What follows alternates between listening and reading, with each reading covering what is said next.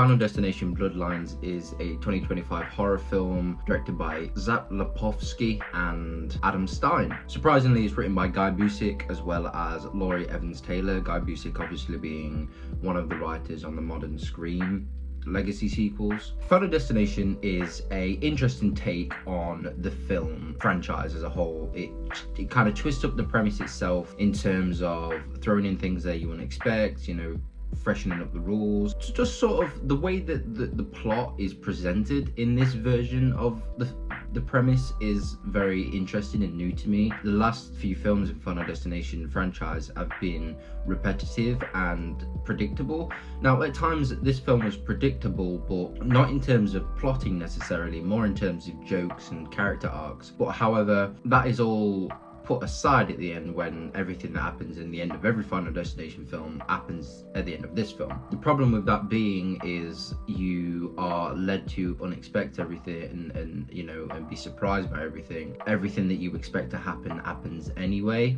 It's like they really wanted to go away from the Final Destination, you know, tropes that you fall into, but then they fell right back into that because they couldn't separate themselves enough, which is fine, really. It was a good step in that direction. I just wish they would have fully committed.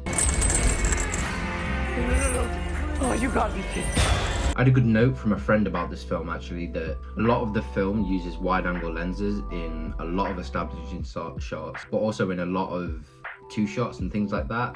And my friend said, and I agree, that this is because, you know, it opens up the background from the characters so you can see what's going on in the background, you know, so you can expect more stuff, and so you can, you know, be ready for things are going to happen, like, you know, a charm is going to fall or God knows what, because this film is obviously all about accidents. The way the wide angle lenses set up the accidents is fantastic. Another thing I noticed with the cinematography is every single time there's a section coming where you're going to start feeling tense and someone's going to die or an accident is going to start taking place, the camera opens the scene on a crooked angle and slowly twists in, as if, you know, an evil entity such as death is watching down on this world, and then we slowly transition into the scene itself as we go in more of a straight angle.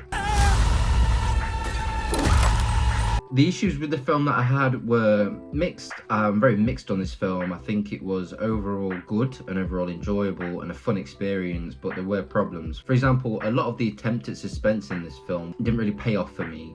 Mainly in the opening section, sort of like the first 10 to 20 minutes, it went on for a long time, really setting up how this whole thing is going to fall apart, and that didn't quite work for me. It felt it was going on too long. Like, a lot of quality suspense things go on for a while, you know, your Alfred Hitchcock suspense moments, it really pulls that out. The first opening scene in Inglourious Basterds by Tarantino, again, the scene is pulled out to its extremity to pressure that pile that intense on, but here it tries to do the same thing, but it doesn't quite work. Whether that's a directing issue or a writing issue, I don't know. However, my comments on the writing of this film are surprisingly good. I think it was well plotted, and a lot of the character motivations were well written, especially with the grandma character who opens this film. I liked her motivation. I think that was a very clear and good motivation to have, especially in this franchise, and especially in the premise of this film, which is, you know, switching things a bit and just adding fresh new rules. And the new rules really worked for me. They added suspense and they added interesting character dynamics to the idea, but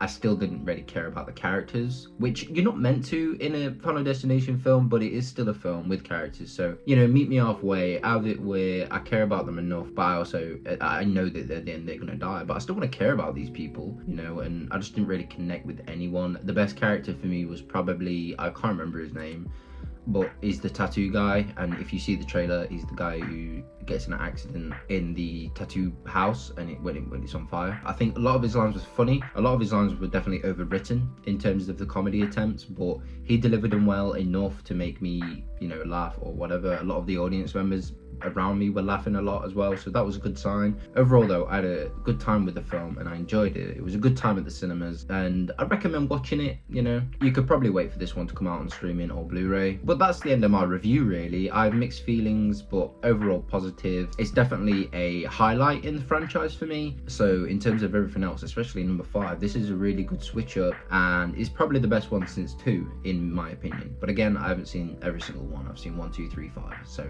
but yeah, anyway, that's it. Thank you very much for watching. I hope you enjoyed the little review and I'll see you again next week for the next video. Bye.